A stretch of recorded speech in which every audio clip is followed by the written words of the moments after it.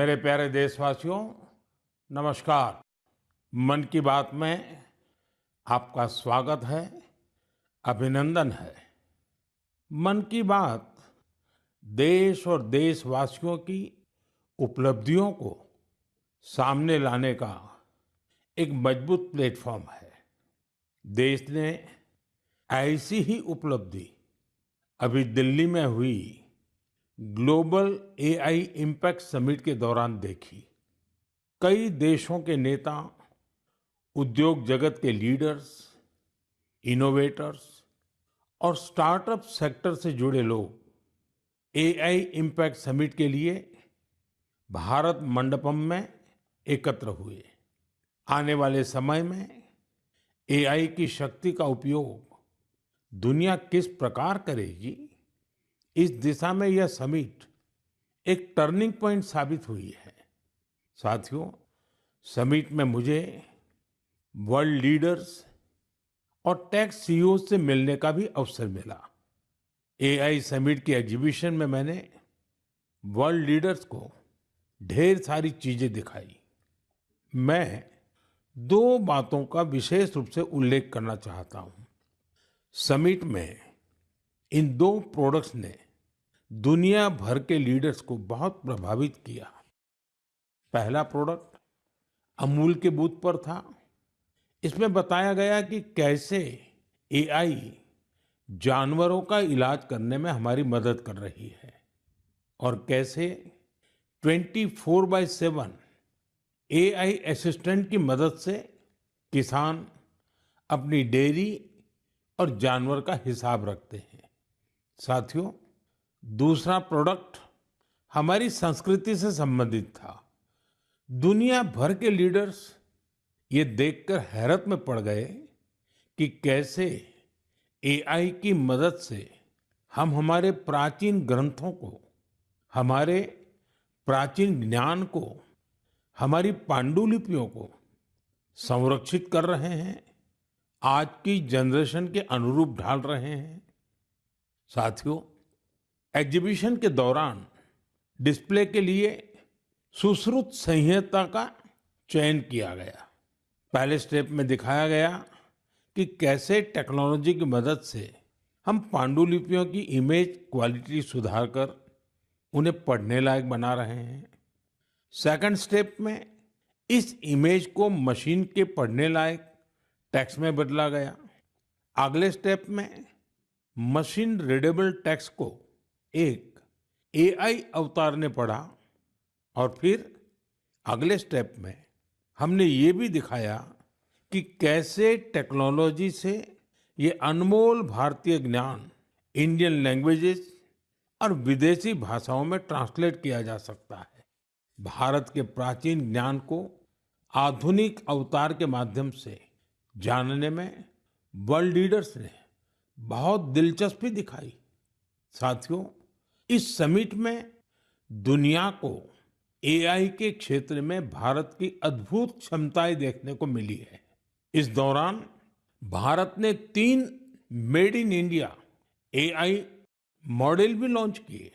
ये अपने आप में अब तक की सबसे बड़ी एआई समिट रही है।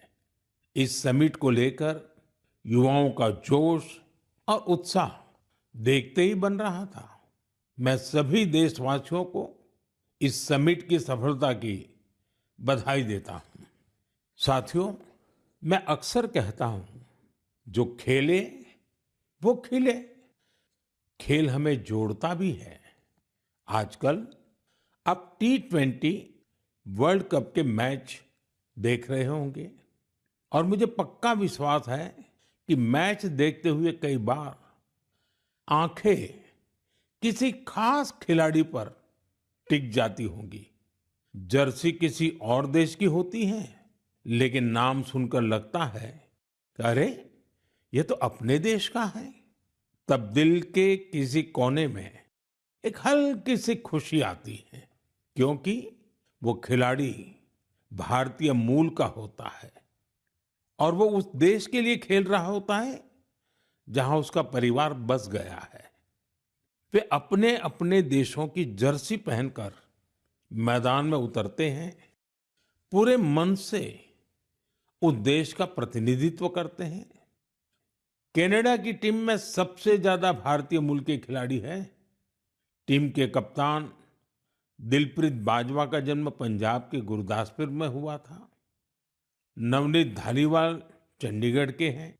इस लिस्ट में हर्ष ठाकर, श्रेयस मोवा जैसे कई नाम हैं जो कनाडा के साथ साथ भारत का भी गौरव बढ़ा रहे हैं। अमेरिका की टीम में कई चेहरे भारत के घरेलू क्रिकेट से निकले हुए हैं। अमेरिकी टीम के कप्तान मोनांग पटेल गुजरात की अंडर 16 और अंडर 18 टीम के लिए भी खेल चुके हैं। मुंबई के सौरभ, हरमीत सिंह, दिल्ली के मिलिंद कुमार, ये सब अमेरिकी टीम के शान है। ओमान की टीम में आज कई चेहरे हैं जो पहले भारत के अलग अलग राज्यों में खेल चुके हैं। जतिंदर सिंह, विनायक शुक्ला, करण, जय, आशीष जैसे खिलाड़ी ओमान क्रिकेट की मजबूत कड़ी है। न्यूजीलैंड, यूएई और इटली की टीमों में भी भारतीय मूल के खिलाड़ी अपनी जगह बना रहे हैं। ऐसे कितने ही भारतीय मूल के खिलाड़ी हैं जो अपने देश का गौरव बढ़ा रहे हैं, वहां के युवाओं के लिए प्रेरणा बन रहे हैं। भारतीयता की यही तो विशेषता है। भारतीय जहां भी जाते हैं अपनी मातृभूमि की जड़ों से जुड़े रहते हैं और अपनी कर्मभूमि यानी जिस देश में रहते हैं उसके विकास में भी सहयोग करते हैं। मेरे प्यारे देशवासियों, किसी भी माता पिता के लिए अपने बच्चे को खोने से बड़ा दुख कुछ और हो ही नहीं सकता। छोटे से बच्चे को खोने का दुख तो और भी गहरा होता है। कुछ ही दिन पहले हमने केरला की एक नन्ही मासूम आलिन शेरिन अब्राहम को खो दिया है। महज 10 महीनों में वो इस दुनिया से चली गई। कल्पना कीजिए, उसके सामने पूरी जिंदगी थी जो अचानक खत्म हो गई। कितने ही सपने और खुशियां अधूरी रह गई। उसके पेरेंट्स जिस पीड़ा से गुजर रहे होंगे उसे शब्दों से व्यक्त नहीं किया जा सकता है। लेकिन इतने गहरे दर्द के बीच भी आलिन के पिता अरुण अब्राहम और मां शेरिन ने एक ऐसा फैसला लिया जिससे हर देशवासी का हृदय उनके प्रति सम्मान से भर गया है। उन्होंने आलिन के अंगदान का फैसला किया। इस एक फैसले से पता चलता है कि उनकी सोच कितनी बड़ी है और व्यक्तित्व कितना विशाल। एक तरफ वे अपनी बच्ची को खोने के शोक में डूबे थे, तो वहीं दूसरों की मदद का भाव भी उनमें भरा था। वे चाहते थे कि किसी भी परिवार को ऐसा दिन देखना न पड़े। आलिन शेरिन अब्राहम आज हमारे बीच नहीं है, लेकिन उसका नाम देश के कम उम्र की ऑर्गन डोनर्स में जुड़ गया है। साथियों, इन दिनों भारत में ऑर्गन डोनेशन को लेकर जागरूकता लगातार बढ़ रही है। इससे उन लोगों की मदद हो रही है जिन्हें इसकी जरूरत है। इसके साथ ही देश में मेडिकल रिसर्च को भी बल मिल रहा है। इस दिशा में कई संस्थाएं और लोग असाधारण कार्य कर रहे हैं। साथियों, केरला की आलिन की तरह ही ऐसे बहुत से लोग हैं जिन्होंने ऑर्गन डोनेशन के जरिए किसी को दूसरा जीवन दिया है। जैसे दिल्ली की लक्ष्मी देवी जी हैं। उन्होंने बीते वर्ष केदारनाथ की यात्रा की। इसके लिए उन्हें 14 किलोमीटर की ट्रैकिंग करनी पड़ी। आपको ये जानकर हैरानी होगी कि उन्होंने यह यात्रा हार्ट ट्रांसप्लांट के बाद की। उनका हार्ट केवल 15% ही काम कर रहा था। ऐसे में उन्हें एक डोनर का हार्ट मिला, जिसकी मृत्यु हो गई थी। इसके बाद तो उनका जीवन ही बदल गया। पश्चिम बंगाल के गौरांग बनर्जी 2 बार नाथुला गए हैं। ये समुद्र तल से 14,000 फीट की ऊंचाई पर है। और खास बात यह है कि उन्होंने ये उपलब्धि लंग ट्रांसप्लांट के बाद हासिल की। राजस्थान में सीकर के रामदेव सिंह जी को किडनी ट्रांसप्लांट कराना पड़ा था। आज वे स्पोर्टिंग एक्टिविटी में कमाल कर रहे हैं। साथियों, आपको इस तरह के बहुत से प्रेरक उदाहरण देखने को मिल जाएंगे। इससे यह बात फिर साबित होती है कि किसी एक की नेक पहल न जाने कितने लोगों की जिंदगी बदल सकती है। मैं उन सभी लोगों के हृदय से सराहना करता हूं जिन्होंने ऐसे नेक कार्य किए हैं। मेरे प्यारे देशवासियों, आजादी के अमृत महोत्सव के दौरान मैंने लाल किले से पंच प्राणों की बात कही थी। उनमें से एक है गुलामी की मानसिकता से मुक्ति। आज देश गुलामी के प्रतीकों को पीछे छोड़कर भारत की संस्कृति से जुड़ी चीजों को महत्व देने लगा है। इस दिशा में हमारे राष्ट्रपति भवन ने भी एक महत्वपूर्ण कदम उठाया है। कल यानी 23 फरवरी को राष्ट्रपति भवन में राजाजी उत्सव मनाया जाएगा। इस अवसर पर राष्ट्रपति भवन के केंद्रीय प्रांगण में श्री राजगोपालाचारी जी की प्रतिमा का अनावरण किया जाएगा। वे स्वतंत्र भारत के पहले भारतीय गवर्नर जनरल थे। वे उन लोगों में थे जिन्होंने सत्ता को पद की तरह नहीं, सेवा की तरह देखा। सार्वजनिक जीवन में उनका आचरण, आत्मसंयम और स्वतंत्र चिंतन आज भी हमें प्रेरित करता है। दुर्भाग्य से आजादी के बाद भी राष्ट्रपति भवन में ब्रिटिश प्रशासकों की मूर्तियां तो लगी रहने दी गई, लेकिन देश के महान सपूतों को जगह नहीं दी गई। ब्रिटिश आर्किटेक्ट एडविन लुटियंस की प्रतिमा भी राष्ट्रपति भवन में लगी हुई थी। अब इस प्रतिमा के स्थान पर राजा जी की प्रतिमा लगाई जाएगी। राजा जी उत्सव के दौरान राजगोपालाचारी जी पर आधारित प्रदर्शनी भी लगेगी। ये प्रदर्शनी 24 फरवरी से 1 मार्च तक चलेगी।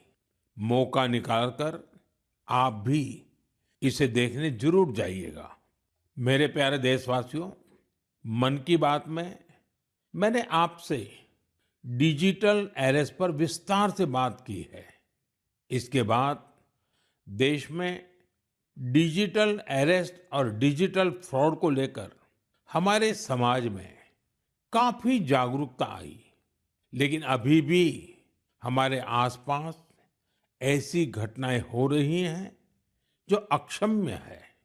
निर्दोष लोगों को डिजिटल अरेस्ट और फाइनेंशियल फ्रॉड का निशाना बनाया जा रहा है। कई बार पता चलता है कि किसी सीनियर सिटीजन की जीवन भर की कमाई ठग ली गई। कभी किसी उन पैसों की ठगी हो जाती है जो उसने बच्चों की फीस जमा करने के लिए बचाए थे। कारोबारियों से धोखाधड़ी की खबरें भी हमें देखने को मिलती हैं। कोई फोन करता है और कहता है, मैं एक बड़ा अधिकारी हूं, आपको कुछ डिटेल्स शेयर करनी होगी। इसके बाद भोले भाले लोग ऐसा ही कर बैठते हैं।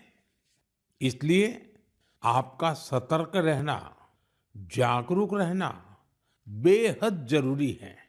साथियों, आप सभी केवाईसी नो योर कस्टमर यानी अपने ग्राहक को जाने, इस प्रोसेस को तो जानते ही होंगे। कभी कभी जब आपको आपसे बैंक से केवाईसी अपडेट या री केवाईसी करवाने के मैसेज आते हैं, तो मन में सवाल उठता है, मैंने तो पहले ही केवाईसी करवा रखी है, तो ये फिर क्यों? मेरा आपसे आग्रह है, झुंझलाइए नहीं। ये आपके पैसे की सुरक्षा के लिए ही है। हम सभी जानते हैं कि आजकल पेंशन, सब्सिडी, बीमा, यूपीआई सब कुछ बैंक खाते से जुड़ा है। इसी वजह से बैंक समय समय पर री केवाईसी करते हैं, ताकि आपका बैंक अकाउंट सुरक्षित रहे। हाँ, इसमें भी आपको एक बात याद रखनी है, जो अपराधी हैं वो फर्जी कॉल करते हैं, एसएमएस और लिंक भेजते हैं।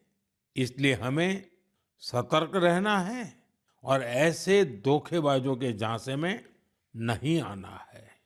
केवाईसी या री केवाईसी केवल अपने बैंक की शाखा या आधिकारिक ऐप और ऑथराइज्ड मीडियम से ही कराएं।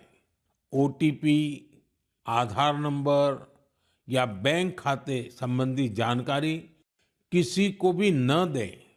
और सबसे अहम बात, अपने पासवर्ड को समय समय पर जरूर बदलते रहें। जैसे हर मौसम के साथ खान पान बदल जाता है, पहनावा भी बदल जाता है, वैसे ही नियम बना लीजिए कि हर कुछ दिन में आपको अपना पासवर्ड भी बदल लेना है। साथियों, हाल ही में भारतीय रिजर्व बैंक ने इन्हीं विषयों पर वित्तीय साक्षरता सप्ताह का आयोजन किया था। वित्तीय साक्षरता का ये अभियान अब पूरे वर्ष जारी रहेगा। इसलिए भारतीय रिजर्व बैंक के मैसेज का ध्यान रखें और अपनी केवाईसी अपडेटेड रखें। याद रखिए, सही केवाईसी, समय पर री केवाईसी, करे खाता सुरक्षित, बने सशक्त नागरिक। क्योंकि सशक्त नागरिकों से ही बनता है मजबूत और आत्मनिर्भर भारत। मेरे प्यारे देशवासियों, हमारे किसान केवल अन्नदाता नहीं हैं, वे धरती के सच्चे साधक हैं। मिट्टी को सोना बनाना क्या होता है, ये कोई हमारे किसानों से सीखे। और हमारा आज का किसान तो परंपरा और टेक्नोलॉजी दोनों को साथ लेकर चल रहा है। और मुझे ये देखकर खुशी होती है कि हमारे किसान अब सिर्फ उत्पादन नहीं, बल्कि गुणवत्ता, वैल्यू एडिशन और नए बाजारों पर भी ध्यान दे रहे हैं। ओडिशा में हिरोत पटेल नाम के एक युवा किसान से जुड़ी जानकारी वाकई बहुत प्रेरक है। करीब 8 साल पहले तक वे अपने पिता शिवशंकर पटेल के साथ पारंपरिक ढंग से धान की खेती करते थे। लेकिन उन्होंने खेती को नए नजरिए से देखना शुरू किया। अपने खेत के तालाब के ऊपर उन्होंने मजबूत जालीदार ढांचा बनाया, उस पर बेल वाली सब्जियां उगाई, तालाब के चारों ओर केले, अमरूद और नारियल लगाए और तालाब में मछली पालन भी शुरू किया। यानी एक ही जगह पारंपरिक खेती भी हो रही है, सब्जी भी, फल भी, मछली भी। इससे जमीन का बेहतर उपयोग हुआ, पानी की बचत हुई और अतिरिक्त आमदनी भी मिली। आज दूर दूर से किसान उनका मॉडल देखने आते हैं। साथियों, केरला के त्रिशूर जिले में एक गांव ऐसा है जहां एक ही खेत में 570 तरह की धान की किस्में लगाई जाती हैं। इसमें स्थानीय किस्में भी हैं, हर्बल किस्में भी हैं और दूसरे राज्यों से लाई गई प्रजातियां भी हैं। ये केवल खेती नहीं, बीजों की विरासत को बचाने का महाअभियान है। हमारे किसानों की मेहनत का असर आंकड़ों में भी दिख रहा है।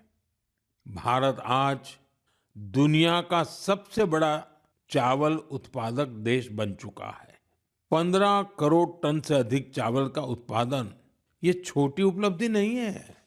हम अपनी जरूरतें पूरी कर रहे हैं और दुनिया की फूड बास्केट में योगदान भी दे रहे हैं। साथियों, अब तो कृषि उत्पाद हवाई मार्ग से भी ज्यादा आसानी से विदेश पहुंच रहे हैं। कर्नाटका के नंजनगुड केले, मैसूरू पान के पत्ते और इंडी नींबू को मालदीव भेजा गया। ये उत्पाद अपने स्वाद और गुणवत्ता के लिए जाने जाते हैं और इन्हें जीआई टैग भी मिला है। आज का किसान क्वालिटी भी चाहता है, क्वांटिटी भी बढ़ा रहा है और अपनी पहचान भी बना रहा है। मेरे प्यारे देशवासियों, पिछले वर्ष इसी समय महाकुंभ की अद्भुत तस्वीरें आपको जरूर याद होगी। संगम के तट पर उमड़ता जनसागर, आस्था का अथाह प्रवाह और स्नान के उस पावन क्षण में जैसे भारत अपनी सनातन चेतना से साक्षात्कार कर रहा था। साथियों, महाकुंभ की वही धारा, वही माघ का महीना, वही श्रद्धा का स्वर जब उत्तर से दक्षिण की ओर बढ़ता है तो एक नई पहचान ले लेता है। साथियों, केरला की धरती पर भारत पूजा नदी के किनारे तिरुनावाया में सदियों पुरानी एक परंपरा रही है, मामंगम। इसे कई लोग महामाघ महोत्सव या केरला कुंभ भी कहते हैं। माघ के महीने में पवित्र नदी में स्नान और उस क्षण को जीवन का अमिट स्मरण बना लेना, यह इसकी आत्मा है। समय के साथ यह परंपरा जैसे ओझल हो गई थी। करीब 250 वर्षों तक यह आयोजन उसी भव्यता में नहीं हुआ था जैसे पहले हुआ करता था। लेकिन आज अपनी विरासत को फिर से पहचान रहे हमारे देश में इतिहास ने फिर करवट ली है। इस बार बिना किसी बड़ी घोषणा के केरला कुंभ का सफल आयोजन हुआ। लोगों ने इसके बारे में एक ने दूसरे को बताया, कानों कान बात पहुंचती गई और देखते ही देखते श्रद्धालु तिरुनावाया पहुंचने लगे। साथियों, महाकुंभ हो या केरला कुंभ, ये केवल स्नान का पर्व नहीं है, यह स्मृति का जागरण है, यह संस्कृति का पुनर्स्मरण है। उत्तर से दक्षिण तक नदियां भले अलग हो, किनारे भले अलग हो, पर आस्था की धारा एक ही है, यही भारत है। साथियों, हमारे देश में ऐसे लोग हमेशा जनता के दिलों में बसे रहते हैं, जिन्होंने समाज के कल्याण के लिए काम किया होता है, जिन्होंने अपने नेक कार्यों में जनता को प्राथमिकता दी होती है। अम्मा जयललिता जी ऐसी ही एक लोकप्रिय लीडर थी। 24 फरवरी उनके जन्मदिन का अवसर होता है। तमिलनाडु के लोगों का उनसे लगाव कितना गहरा था, यह मुझे आज भी राज्य के दौरे में दिखता है। अम्मा जयललिता जी का जिक्र होते ही तमिलनाडु के लोगों के चेहरे खिल उठते हैं। हमारी नारी शक्ति का जुड़ाव तो उनसे और विशेष रहा है। ऐसा इसलिए भी है क्योंकि सरकार में रहते हुए उन्होंने माताओं, बहनों और बेटियों के लिए कई सराहनीय प्रयास किए। राज्य में कानून व्यवस्था को दुरुस्त रखने के लिए भी उन्होंने बहुत ठोस कदम उठाए थे। देशभक्ति की भावना उनमें कूट-कूट कर भरी थी। इसके साथ ही भारत की सांस्कृतिक विरासत पर उन्हें बहुत गर्व था। अम्मा जयललिता जी के साथ हुई हर मुलाकात, हर प्रकार की बातचीत मेरे मन में आज भी ताजा है। वे गुजरात में 2002 और 2012 में हुए मेरे 2 शपथ ग्रहण समारोह में भी शामिल हुई थी, जब हम दोनों अपने-अपने राज्य में मुख्यमंत्री थे। तब गुड गवर्नेंस जैसे विषयों पर अक्सर हमारे बीच बातचीत होती रहती थी। उनकी सोच बिल्कुल स्पष्ट थी और विचार बेहद सुलझे हुए। यह उनकी एक बड़ी खासियत थी। कई वर्ष पहले उन्होंने पोंगल के पावन अवसर पर मुझे लंच के लिए चेन्नई आमंत्रित किया था। स्नेह से भरा उनका वो भाव मेरे लिए अविस्मरणीय रहेगा। एक बार फिर मैं उन्हें विनम्र श्रद्धांजलि अर्पित करता हूँ। जयललिता अवरगड़क येन निनयवांजलिगल समुदाय तीर्क अवर अट्रिय सेवई एंड्रुम निनयविल इरुक्कुम। मेरे प्यारे देशवासियों, अब मैं बात करूंगा अपने प्यारे छोटे होनहार बच्चों से, उन बच्चों से जिनका इस समय एग्जाम चल रहा है। मुझे उम्मीद है आपने इस महीने की शुरुआत में परीक्षा पे चर्चा देखी होगी और आपको उससे कुछ सीखने को भी मिला होगा। लेकिन मैं फिर भी पूछूंगा, पढ़ाई की ज्यादा टेंशन तो नहीं ले रहे ना आप? मेरे प्यारे बच्चों, आप तो एग्जाम वॉरियर है। मुझे विश्वास है आप सभी पूरे मन से इम्तिहान की तैयारियों में लगे होंगे। हाँ, ऐसे समय में मन में थोड़ी शंका आना भी स्वाभाविक है। कभी लगता है सब याद रहेगा या नहीं रहेगा, कभी लगता है समय कम तो नहीं पड़ जाएगा ना। ये भाव हर पीढ़ी के बच्चों ने महसूस किए हैं। आप अकेले नहीं हैं। आप याद रखिए, आपका मूल्य आपकी मार्कशीट से तय नहीं होता। इसलिए खुद पर भरोसा रखिए। जो पढ़ा है उसे पूरे मन से लिखिए और जो नहीं आया उस एक सवाल को अपने मन पर हावी मत होने दीजिए। और एक बात, अपने माता पिता और शिक्षकों से बात करते रहिए। वे आपके नंबरों से नहीं, आपके प्रयास से आपकी पहचान करते हैं। वो आपकी मेहनत से खुश रहते हैं। मुझे पूरा भरोसा है कि आप परीक्षा में भी सफल होंगे और अपने जीवन में भी सफलता की नई ऊंचाई प्राप्त करेंगे। साथियों, इन दिनों रमजान चल रहा है। मैं इस पवित्र महीने के लिए सभी को शुभकामनाएं देता हूं।